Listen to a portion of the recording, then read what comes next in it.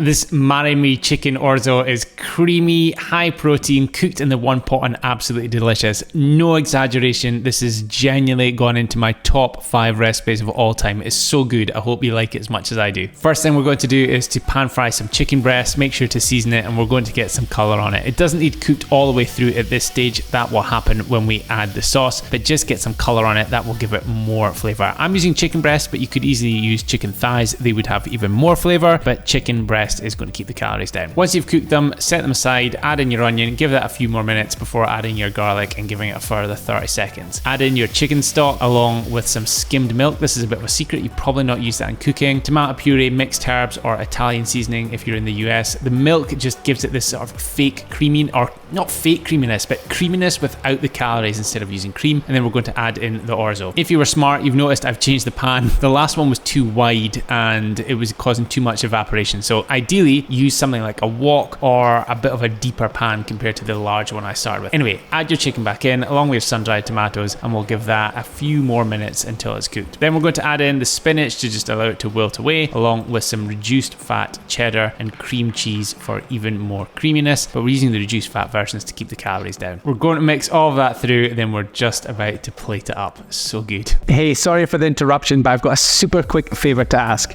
If you could either click like, drop a comment below and let me know what you think of this recipe, or subscribe, I would really appreciate it. It has got absolutely nothing to do with my ego. It just means that if you interact with this video in some way, YouTube is more likely to show it to others so that more people get a chance to cook my recipes.